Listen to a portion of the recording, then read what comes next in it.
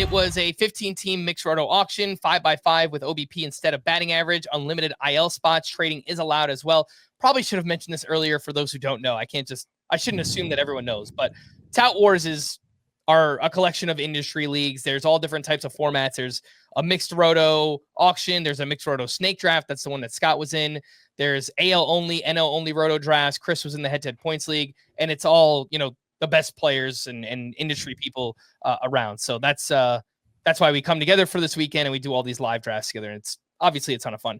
But for mine, again, it was 5x5 with OBP instead of batting average, unlimited IL spots, trading allowed as well. The plan going in was to spend around $180 on hitting, $80 on pitching. So like a 70-30 split. I got to 179 on hitting and 81 on pitching. So basically right on plan there. And speaking of the plan, I know you guys love plans. Here it is. This was my notepad going into the auction, and I think you guys will be proud of at least half of this. Look at the pitchers.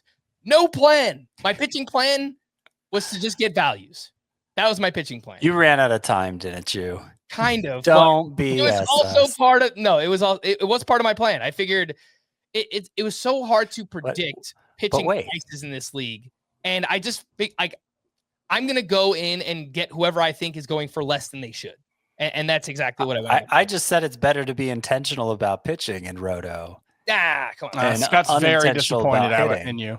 To a degree. I mean, not that I go in targeting specific pitchers. I just want guys that are going to help my whip.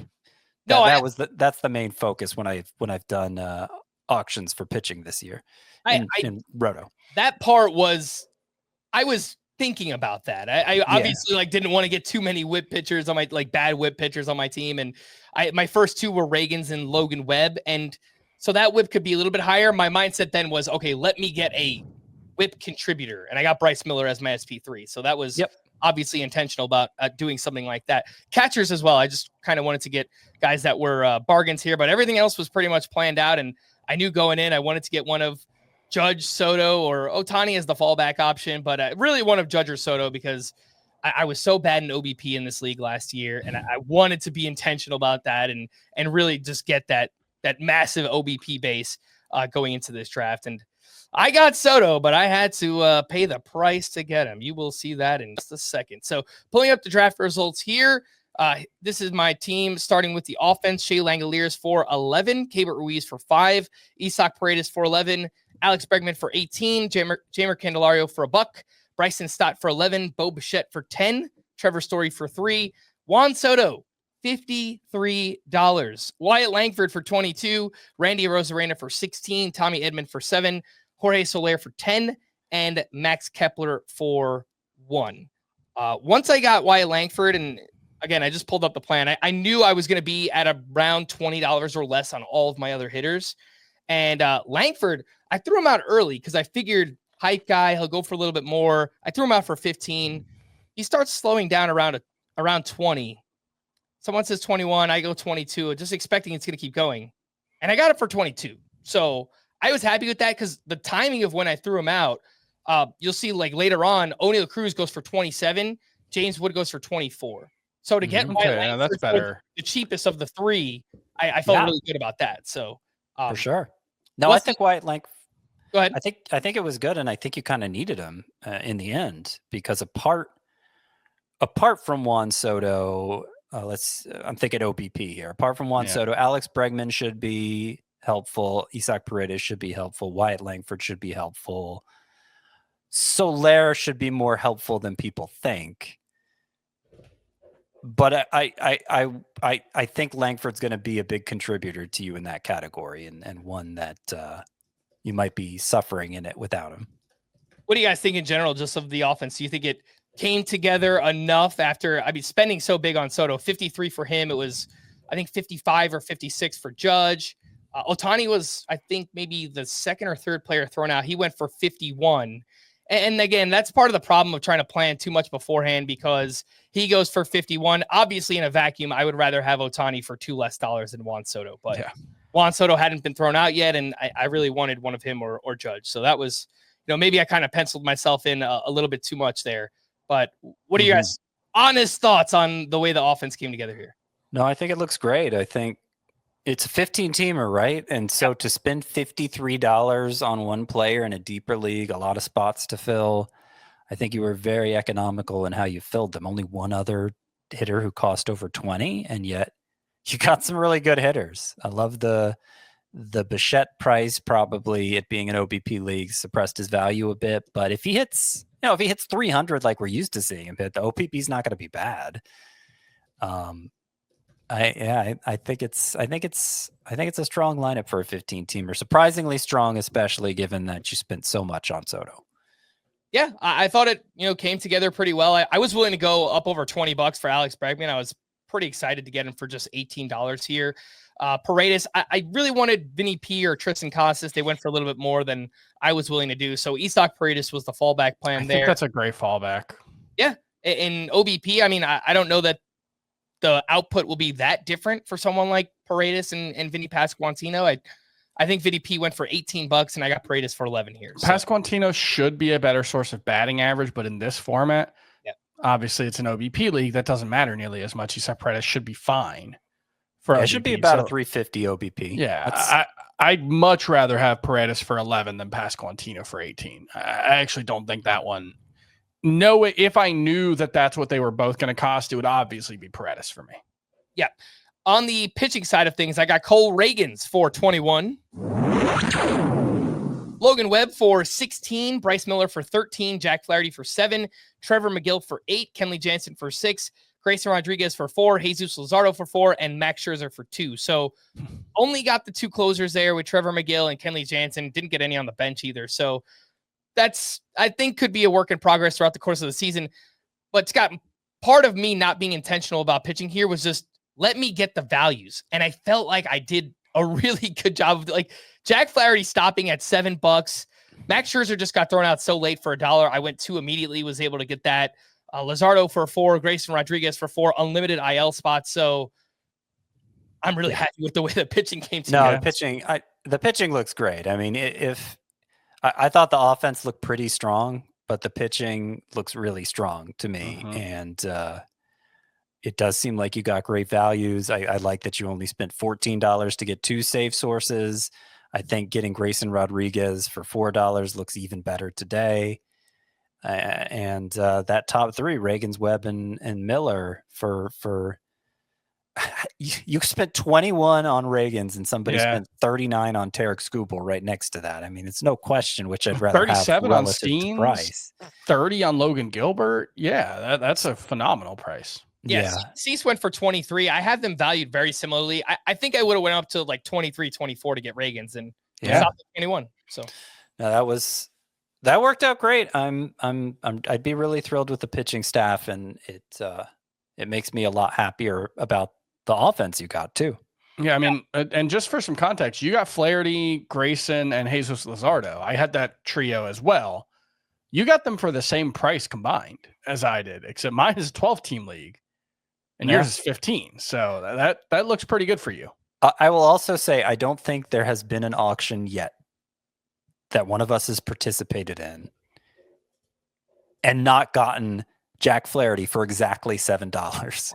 All the ones we've done, one of us has gotten Flaherty for exactly $7. And that's just kind of bizarre, but I do think it reflects a hesitance to buy into Flaherty on the part of a lot of drafters, even though I know they rank him similarly to where we do. They're just, he's apparently for a lot of people, one of those, I just have a bad feeling about this guy kind of players, and I don't share that bad feeling. Yeah, I don't really get it. The velocity's been there this spring. The results have been bad, but we don't care about spring results. We know that.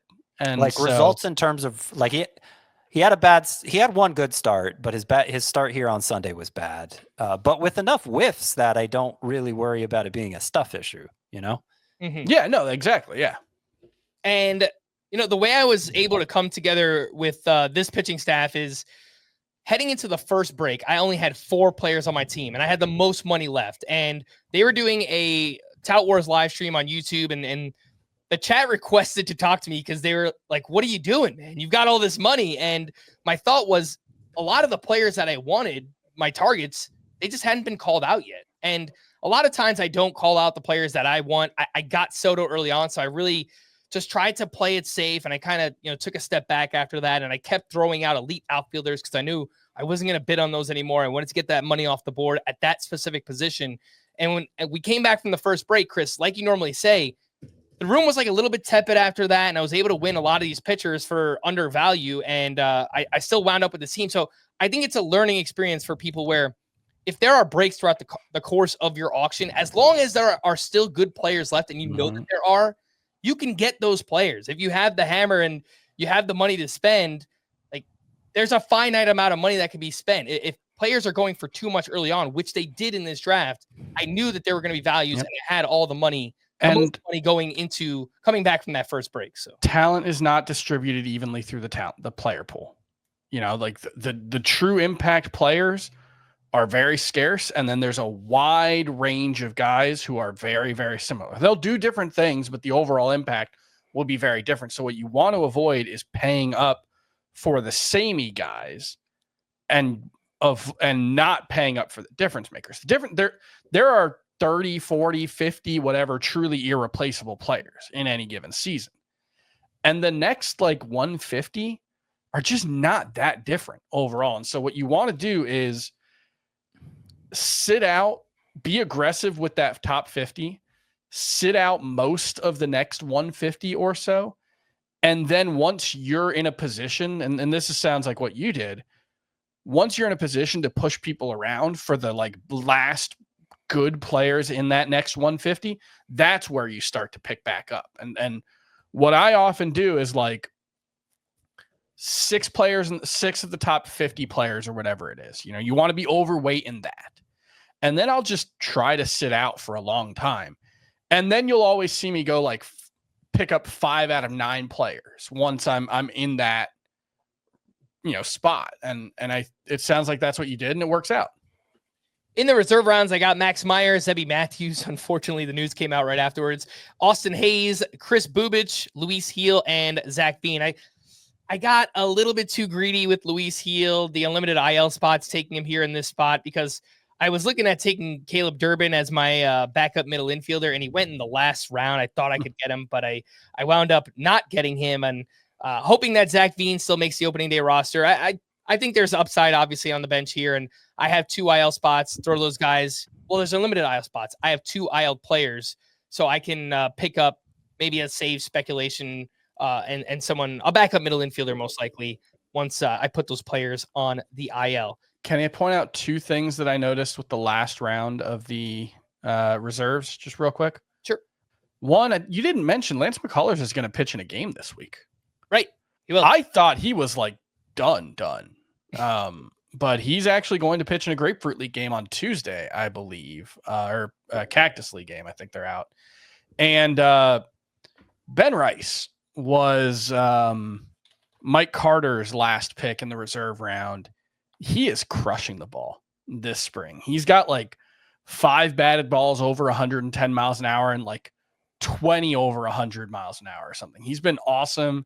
He dramatically underperformed his quality of contact metrics last year. Sounds like he's the starting DH for the Yankees. Ben Rice, kind of interesting. Yeah, definitely a name to look at in some of those deeper leagues. A few other things I wanted to point out before we wrap up. 2 players that really stood out. And Scott, you would have just crushed me if you were in the room and you saw I did not go after Ozzy Albies. He went for $14. I don't know why I stopped. It was one of those things where I froze up and he wasn't really part of the plan. And I started thinking in my head, all right, well, how do I shift the money around to make things work? If I get this, and I should have just kept bidding. I had him priced as a $20 player. He went for $14. I got Bryson Stott for $11. So it's just comparatively, I was so upset at myself for not going a little bit further there on Albies. And Robbie Ray went for $8. I thought it was a great price. I thought with all the hype building, he very easily would have been a double-digit player. But he stopped at $8, and that was another one where I thought, I probably should have won a couple extra dollars there and see if I could have got Robbie Ray. So those 2 in particular, I was just I was so mad at myself. There are always going to be a couple like that you just kind of freeze up in the moment, and then as soon as it's over, it's like, man, why didn't I go the extra dollar on that guy? That was such an obvious bargain. And then sometimes as the draft goes on, you look back and you're like, oh, well, I got this equivalent player for $4 less. So good thing I didn't go an extra $1. Or sometimes the draft goes on and you realize that was your best opportunity, the best opportunity you were going to get, and there will never be another one. And you just kind of have to compartmentalize that and move on.